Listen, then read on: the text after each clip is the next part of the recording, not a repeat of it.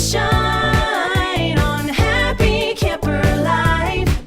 We're loving, living, and learning online on Happy Camper Life. Hey everyone, welcome back to My Camp. I'm your host of the My Camp podcast, Courtney Ortiz, and you are joining me live in the HC here at my camp. And I really am excited to introduce my guest today. Oh, Shira, my guest Shira. I meant to ask you, how do you pronounce your last name? Shira Citron. Citron. All right, so there's no fancy. So my friend Shira Citron, thank you so much. Like we met, like I just want to talk about our connection because it was even like camp before I even knew camp brought us together. So, in my 10 months, we live 10 for 2. So in my 10 months, I'm a photographer and I was commissioned by your mom to take pictures, I think back in 2015 of your beautiful blended family. And, once you become like social media friends with your clients, it took me no time to know that you were a camp person, just from like meeting you for a couple hours that day and then becoming social media friends. I knew right away that you were a camp person, so much so that when I was hired at my camp, knowing you through social, you were one of the first people I reached out to tell you that I had gotten a job at camp, because I knew out of all the people, you would appreciate that, because you, in the deep down depths of your heart, are a lifelong lifer, camper. Absolutely. Am I right? Welcome, Shira. Thank you. Yes, Camper. 100%. I love our sort of crossover was super natural. We really got along great. I was just only jealous that I didn't have you taking pictures of me in the 80s so I could look like that good. Maybe we don't want pictures of what was going on at camp in the 80s, right? You went to camp. I think that we probably could have a whole show dedicated to like what camp was like in the 80s, right? I mean, from photography, you basically had 24 frames, maybe 48 if your mom sent you with like 2, Kodak disc, film reels. Like, so you had to use those really sparingly, and you had to make sure you didn't lose the film canister if you changed out and had other 35 millimeter to get home. And then like, that was it. It was like, you really had a very finite window to like capture visual memories. So tell me about where did you go to camp, Shira? What was it that sparked this lifelong love of camp in your heart? Well, I went to Camp Tevye. It's in Brookline, New Hampshire. It's about an hour north of Boston. My family is originally from the New England area, and my dad grew up in Brookline, Massachusetts, not compared to Brookline, New Hampshire. He knew of Camp Tevye growing up, but his mother couldn't afford to send him there. It kind of was in his circles. And when we moved to New York when I was 3, kept in touch with families in New England, and my childhood best friend, Annie, she and her older siblings went there, and I was so jealous. And my parents were like, fine, we'll just ship you off. My brother and I were really the only 2, maybe out of 6 New Yorkers who went to a very New England based camp. And it spoke to me. The size was perfect for me. I loved being away from my parents. I was never homesick. I wanted to go the whole summer from the minute I got there. And it just, was a perfect place for me in terms of what they offered in activities and social life. And I loved that I went to a summer camp where nobody from my school went. It was a real good break for me. And oddly enough, I went the same path in college that I wound up going to a college where I only knew 2 other people going to that school. Neither were from high school. Both were from camp. Amazing. So how old were you when you first started going? I know you have like a really long camp history. So how old were you when your parents like dropped you off? I was 9 when I started going. I was in the youngest girls' cabin, and I was a camper all the way. So from 1983 until 1989, which was what we consider like your, senior year. The bunk is called Berea. So I was in Berea 89, and that is my favorite number. It's on the license plate of my car. It's in all of my passwords. It's embroidered on my shoes. 89 is my number. And then I was, a CIT. I was a counselor for 3 years while I was in college. And then I had an opportunity to go back to camp as an adult staff member for 3 years in 2004, 5, and 6, and kind of, lightning struck twice for me. I really already had a deep passion for it, but to be able to go back as an adult just really like chained me to the camp, more so really solidified, my place there as an active alumni. But yeah, I was there for many years. I had somewhere in my apartment, I have, like the 5-year mug, the 10-year mug, like all of the, all the things I like just grew up. I mean, it's like it's Olympics. It was like my Olympic medal. I was like, I got a 5-year mug. I got a 10-year mug and it broke. And the camp was like, well, we'll give you a new one. I was like, what are you kidding? I'm just going to glue the old one. You can't replace the 10-year mug. I need the original one. What were the jobs you did when you went back as an adult? Well, when I was a counselor, I was on the boating and canoeing staff, and then I was on the water skiing staff, and I was the head of water skiing, which like in hindsight is just like comedy at its best. I mean, I was a good water skier and I'm a good leader, but like certainly there are people who are like better suited to like teach a water sport than me.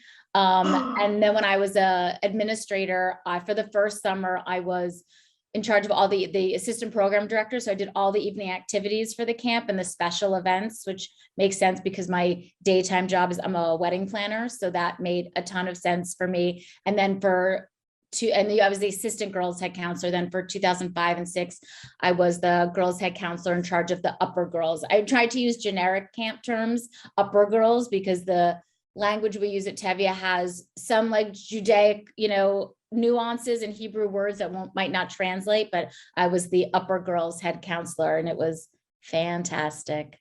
But regardless, at any camp, whether they're religious and use kind of religious words, they all have their own language and lingo. So I want to hear you use your language and lingo, because I know Camp glossary is like another thing I'm like deeply fascinated by, like the words and the different phrases and what they call each other. And like, we used to call it competition before we called it color war. And like, we were like, which is like both like neither one are like fabulous, in that sense of like color war, or like competition is also pretty like intense. But my friends and I are still very much into like, how many camp words can you get into like your daily life without like really offending the other people in the meeting? So so on Happy Camper Live, we do a camp lingo every Saturday. So we need some contributions from Tevye. So go ahead, say a sentence right now that only, like, if you know, only a Tevye. What do you, first of all, what do you call like it's, what do you call someone who goes to Tevye? Yeah, we don't have, Tevye doesn't really translate. It's sort of like Shira, like it doesn't really have a great nickname. We're just, Camp Tevye. I mean, I guess maybe somebody would call us Tevyeites, but that's just kind of, it's normally just like Camp Tevye. We don't have anything in that sense. But if you were in a conversation and you said like, I really love spaghetti, and you basically be saying is like, I don't love spaghetti. So we were big into putting N''T onto the ends of anything to like make it the negative. I love instructional swimming, meaning like I do not like instructional swim. And it's still to this day, like you'll see on social media, somebody from camp's just gonna be like, man, that game was so good into last night. And you would know that they were like a camp person and they're sort of referring to like, N''T and putting not. The abbreviated of not onto the end of any sentence is a very big camp thing. I don't know if the kids today use it. I wish they did, but it was strong for many years. I like, because it's still keeping it a little positive, right? You're still keeping that love in there, so it's not a total negative, helping them keep it positive. Yeah, there was a thing in the 80s called sniglets, and like, it was basically like fake words, and there was dictionaries about it. And so we used to have like a sniglet of the day, like camp terms, like we have at the end of our tables in the dining hall, like each side has a bench. There used to be folding chairs at the ends of the heads for like the counselors to sit on. But of course, like we'd be leaning back on them, and then the folding chairs broke. Nobody wants to replace them. So the chairs got replaced with what we call like a chench. So it's like a small mini bench, but still only for the counselors. So you'd be like, I call chench. Like chench is like the power of a chair when everybody else is on a bench. But it's equal because it's a bench, because they didn't want to keep replacing folding chairs. does it have the same power as sitting like shotgun, like front row Yes, of the yes, car? So being it's able to that sit same- chench, being able to sit chench is a is pretty big deal. okay. I like it. So you started at 9, and now at your camp so are you with the same girls every summer? So you're assigned with a bunk, and so you're growing that For the most relationship. part, you do kind of have the same girls in your cabin each year. They might switch it up because the camp is older. So like the big major portion of the bunks for the younger girls are very small. As the camp started progressing and becoming more advanced, the older girls' cabins got bigger. They renovated some bigger, to knock down some smaller ones and put up some bigger ones. So then they had to start kind of blending age groups a little bit. But for the most part, you're with your age group, and it's, you can ask who you want to be with. And we used to, back in the 80s, there wasn't any advanced knowledge. You would get to camp opening day. The line was like a sample sale, like in New York City, down a major highway of cars lined up, because it was like the running of the bulls. You would get, once they let you in, you could run and claim your bed. They didn't do assigned bed. So like you had to scramble. My parents, after my first year, were like, no. And so they sent us to camp on the bus. So like the bus was only the New York, Connecticut kids. So like we got there last. So I basically had a bunk bed, like my entire bunk bed by the bathroom my entire life, because I was always last at camp because we took the bus. They started doing bunk assignments and like tiered arrivals because the camp just got bigger, traffic, things like that. But it was like me walking up that highway and seeing everybody on the road and like running in like madness and like throwing your stuff on a bed. Like, I call single. Right, Like that was it. And then my mom being like, wait, I could just put you on a bus.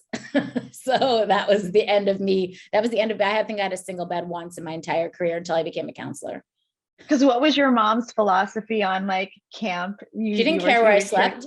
She didn't care. Why should they be inconvenienced to drive to New Hampshire, stay overnight in a Holiday Inn in New Hampshire, get up at like 6 o'clock in the morning to wait online so my brother and I could have single beds? She just was like, oh, I could pay it was probably like $50 to take the bus back then. She's like, I could just send your stuff via UPS and then just like see you on visiting day.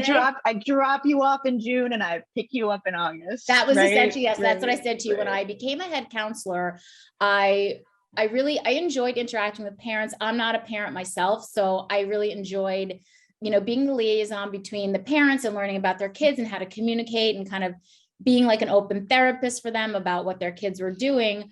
But, I was really also shocked with how often the parents called camp to like check on the kids. And when we started sharing pictures online, of all the questions I get, like, oh, I saw my daughter in like a picture. She wasn't wearing her glasses. Can you check on her? Or like, I saw my son in a picture surrounded by girls, like what's going on? And so when I asked my mom, I was like, did you ever like check on me and Adam? Because it was also, we didn't have email. So it was just, we wrote letters on letter writing day and that was it. So like twice a week, maybe my mom got a letter. Half the time it was probably an empty envelope.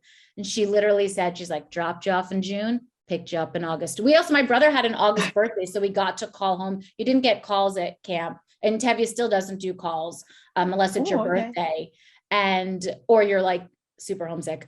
So we had a call in August. My brother and I half the time were like, nah, we're okay. Like, they don't want to hear from us, so we don't want to hear from them. So what would you do for birthdays? So your brother had a camp birthday? Did you do anything special at camp for birthday? I'm so happy you asked that because it's pretty legendary in my family and at camp. That camp birthdays are, you sing, your bunk decorate your area with like toilet paper and balloons, the things you have at camp. You get like an ice cream, after lunch, and sometimes maybe pizza at night. Your parents can like, I'm not sure currently now, but I know you used to be able to send some decorations, things like that. And it's just special at camp that it's your birthday. They make an announcement, your bunk gets around, sings to you. Right. But my brother had a birthday and August 12th is his birthday. So my dad, this was 86 or something like that. Whoever's watching that, they're gonna be like 86. This girl is like straight up dinosaur. But my dad had told my dad had told me, he must have written me a letter or told me on visiting day that he had arranged for a belly dancer to come to camp and like dance and like surprise my brother in the dining hall. We're at dinner and it ended, August, and like, it's not there. We're going roller skating that night, like an evening trip day. We're going to Roller Kingdom. Everyone can't wait. And I'm like, where is this belly dancer? So I feel like it doesn't come. So I go to my brother's table like a bratty child. And I'm like, Dad was sending you a belly dancer and she's not coming. 5 seconds later, the belly dancer walks in. So A, I ruined the surprise. B, my brother's sitting in the middle of like a fairly conservative Jewish overnight camp with a belly dancer, like dancing. I don't know how my dad convinced the director to let him do it. It was such a scene. We then like go roller skating that night, and they broke color war that night, like at roller skating. So everyone had thought that the belly dancer was breaking competition, but like my family still to this day, every time there's a surprise, you're like, don't tell Shira, she's gonna ruin it like the belly dancer. I mean, that would so not fly. It would so not fly now for so many reasons. But I mean, that's very Citron to like, send a belly dancer to like sleepaway camp. And at like Most the people end, send right? balloons or a gorilla or like a cake. My dad's like, how about a woman in a bikini? For my 13-year-old's birthday. Right? Yeah, happy bar mitzvah. Oh my gosh. And like right at the end of camp, August 12th, like that's pushing, like belly dancer, like you said, broke color war, and then, you were going home. So is Tevye, like, how does the sessions work there? Is it like one, are they there all summer? 1, 2? Again, I'm pleased enough to know how it was and how it is. It used to be first month, second month, super generic. You came for 4 weeks, or 8 weeks. That was it. First month, second month. And the terminology was like, are you a first monther? Or are you a second monther? Like that was how we broke it down. Now we do have first session, second session, because they're a little bit smaller than, a little bit shorter than a full month. And, when the pandemic, the camp did a great job last summer of doing like kind of segmented, where I think you had the choice of either going for with your age group or like with your sibling to a degree. They tried to kind of be somewhat mindful of like how they were doing parents who it would be very challenging for like 2 of their kids to be there for the first session and then be home and 2 more going. But we're really broken up into 2 lumps, and most of the campers are full session kids. Even with the current climate of these kids are so much more advanced in terms of like their extracurricular activities and their intramural sports, and they're like professional athletes, and they're going on dance competitions all summer and cheerleading, leaving early, and travel sports. Tevye is still pretty strict and good that you don't really leave that often unless there's like an emergency or like your braces break. Right. We break a bone. Right. Those kinds of things. How many campers are there at a time? I feel like I asked the director, and I called the director to ask, and I got like so like sidetracked in discussing like camp. I forgot to like literally ask him, but I think it's something in like under 300-ish. It's not a huge camp. It's pretty small, and it's very, very, very generational. In the sense that I just finished a big initiative of, we're doing like a brick path with inscriptions, and all of the alumni, I mean, I knew so many of them and all their kids are still there. So it's very cyclical in terms of families and generations. So there's not often a ton of like super new bodies coming in, just because it tends to be very, very generational.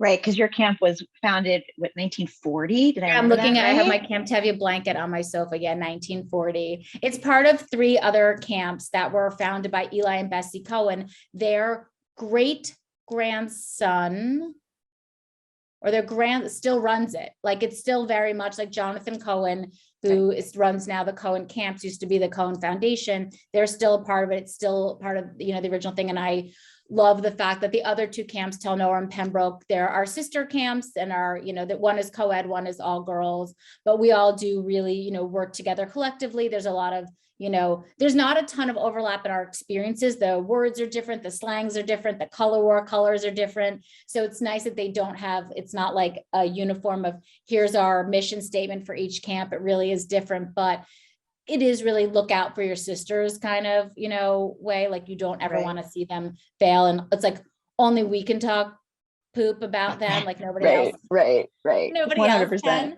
and things like that. But they, founded it, and it just, it stayed. I say all the time, like when I went, it was dirt and popsicle sticks, and it still is. So certainly you have to make it changes to keep, to keep the kids safe, to keep the kids engaged. What they want to do is different, but I love the fact that it hasn't gone to like, not that it's not fancy, but it hasn't gone too fancy. Like it's still so much of what our CIT carnival was in the 80s is still what our CIT carnival looks like now. Our color war activities are still very much the same. Again, we've made them safer, we've made them more all-inclusive, and we've made them just a little like more enjoyable, like a little less like competition. But I love the fact that if it ain't broke, don't fix it. And people come there for that. They don't want to come and all of a sudden have the end of color war end with a tug of war and not burning the rope. Like burning the rope is key. It's key. Like you just, some things you don't change. It's sacrilege. No. And what is so cool, I think one of the beauties of camp, especially something like Tevye, started in 1940s and my camp was 47, is that you can take photographs. So I'll bring a film camera with me to camp and shoot a couple rolls of film. And the pictures I feel like that I take, you could rewind it back 50 years and they're going to look exactly the same. Like it's just so timeless. So I'm right now, you look like you are at Camp Tevye. Is that where this is what it looked like then, and this is what it looks like now. I mean, these are the girls' bunks. When I started again in 2004, the campers and the counselors were fascinated that I myself had been there when I was 9 years old, because at that time there wasn't a lot of alumni working there. There's a ton of alumni now that work in the offices, in the administrative. Our director is an alumni. His wife is an alumni.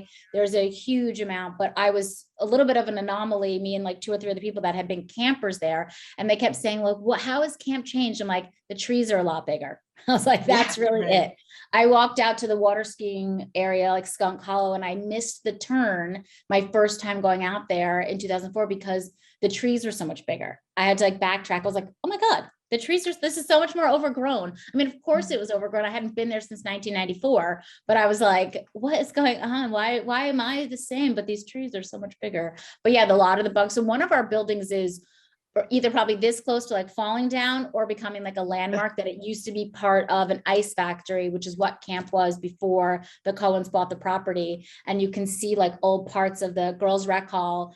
There are like train tracks in our lake, which is a man-made lake right behind the girls' rec hall, where they would make the ice, put the ice in these big things and bring them out. It's really, the history of the area is very, very fascinating, I think.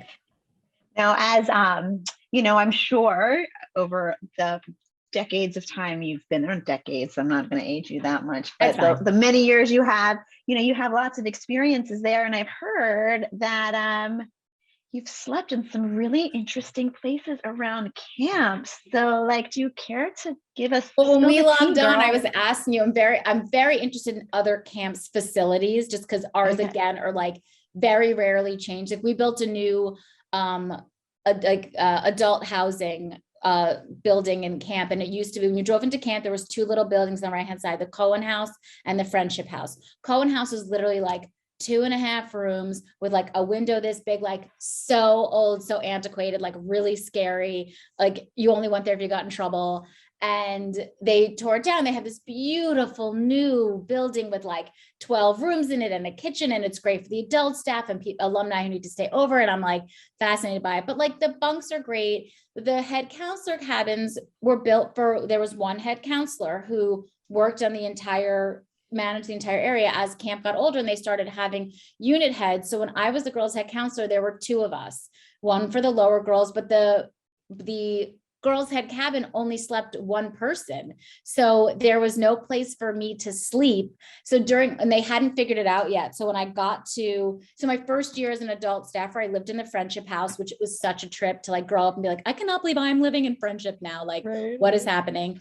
So I went my second year in 2005, Friendship was full because I was the girls' head counselor. I wasn't going to be staying in Friendship, but there was only one building and only 1 bedroom, and they hadn't figured out where I was going to be yet. So during orientation, I slept in the bunks with the counselors, like, just trying to keep some sort of separation, be like, don't pay no mind to me. Like, I know I'm your boss, but like, don't worry about it. And then like 2 days before camp was coming, I'm like, you guys, where am I sleeping? My dad, still with the parents, called the camp and was like, what is going on? Shira said she has no place to sleep. What is happening?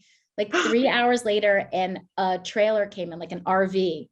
They basically rented an RV for the summer, parked it behind the oldest girl's cabin, like plugged it into a water source.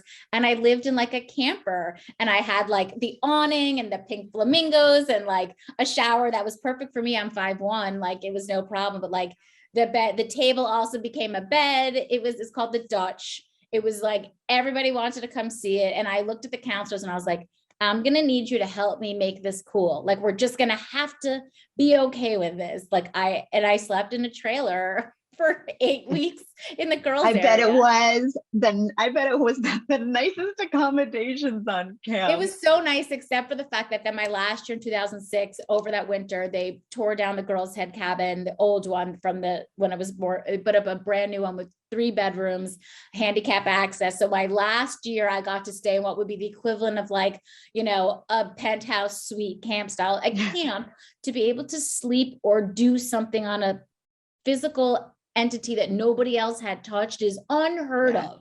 Like, Yeah. his camp is just all about like, who slept in this mattress the summer before me? Like, who just took a shower? Like, everything is shared. So to be like, I can take my shoes off in this room and not worry about what I'm stepping in was genius. I also had a vacuum, not a broom. I couldn't even believe it. I was like, I have to vacuum this place. It had heat. It was so nice. And you wonder why everyone wants to be my friend this summer. When we had like Look, I'm so major heat popular. waves, I'd let the kids come in like every so often, just like sit in my bedroom because it had like real air conditioning. Because I was like, okay, we'll just cool the kids off in the girls' head cabin. I lobbied. So my 2005, then the director asked me to write down like what would be what is needed in a head counselor. I think, as they're building new things at all these camps, to like talk to practical people about what is useful in this space. And I was like, I need a jacuzzi.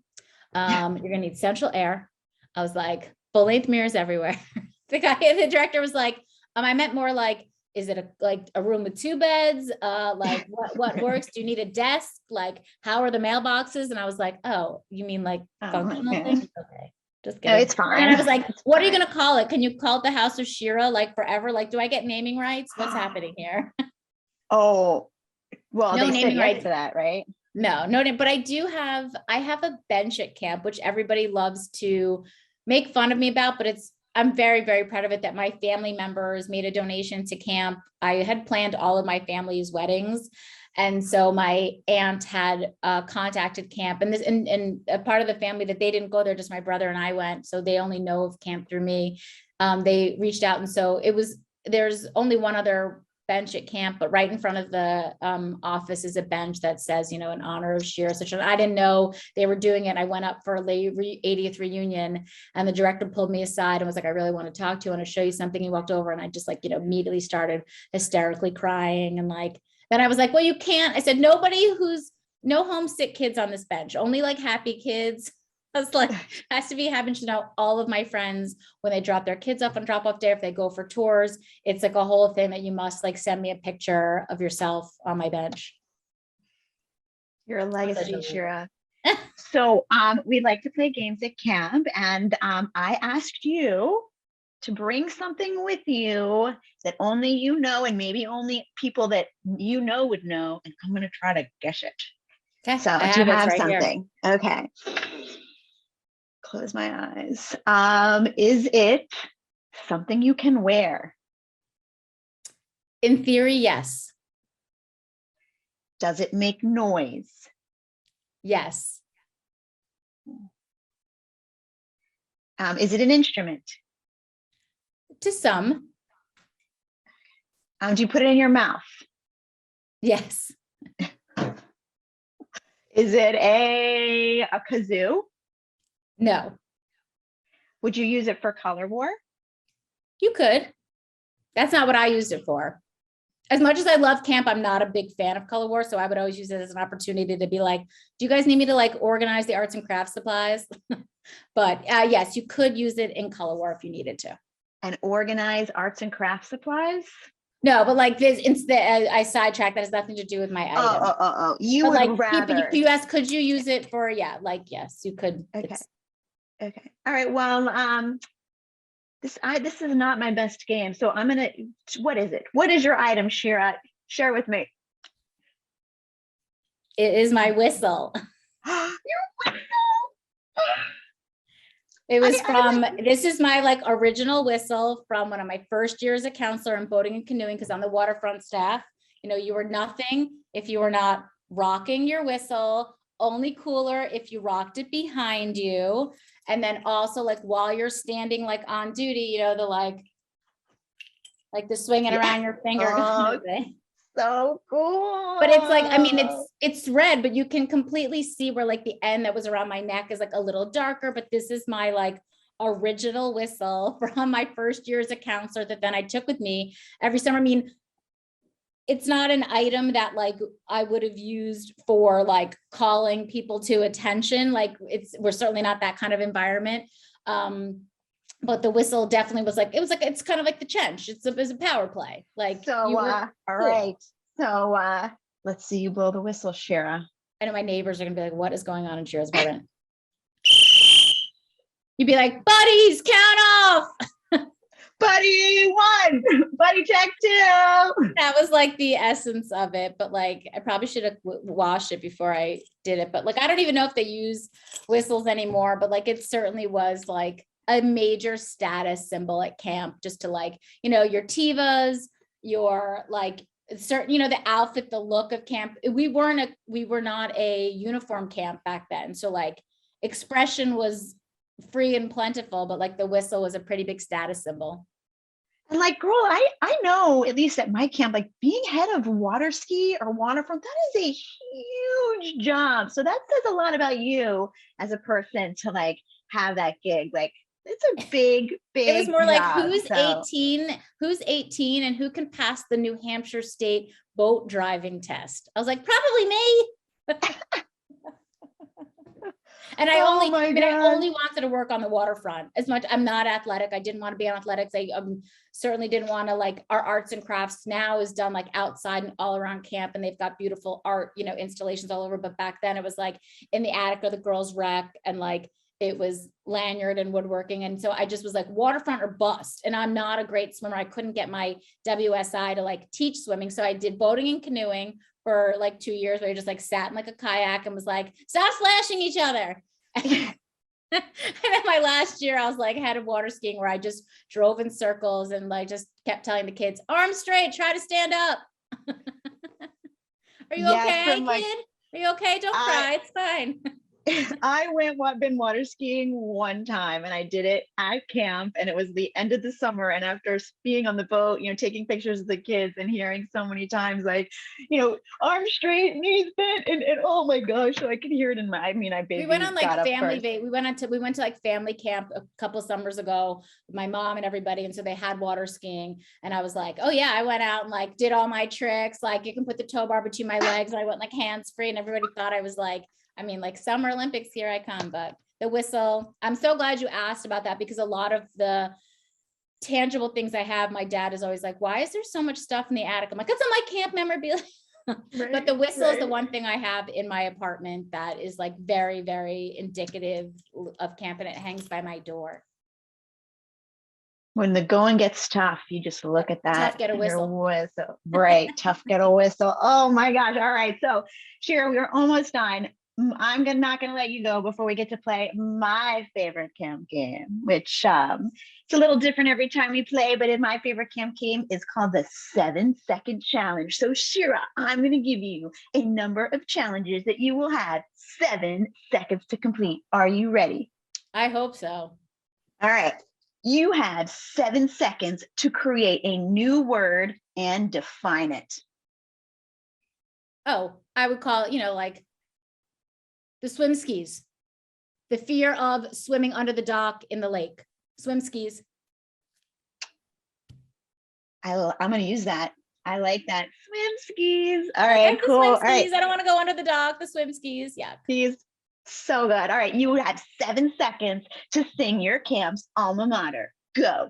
Oh God, our song is long. Amid verdant woodlands, beneath pure azure skies, a part of God's country, majestic and dignified. Oh, keeps going. I'm like, it's very long.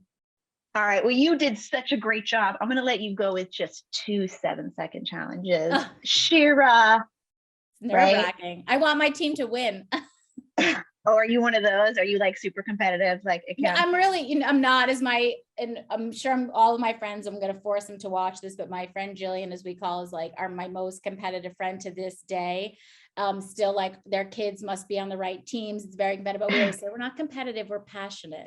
I'm surrounded by a lot of competitive people, but I feel very passionate about camp. I want to thank you so much for inviting me on, because I do love to talk about it, in the sense that I think overnight camp is such an important part of, expressing yourself as a child, learning how to meet new people, trying new things. And, as much as I love Tevye, I also love that my friends just allow their kids these opportunities, even if it's not at, my camp per se. But I really, really, I wish it was like 5 hours. I could just keep going. So thank you so much. And I did good where I told my camp I would not embarrass them. No way. A plus. Great job. Big hearts to you, Shira. Guys, thank you so much for tuning in again and listening to us talk about my camp, your camp, my camp, your camp. It's all camp. And if you'd like to hear more great camp stuff, we are on YouTube, and you can check us out where you listen to your podcasts. And I'll see you here next time in the HC. I'll save us more for you. Bye. Take a moment to shine.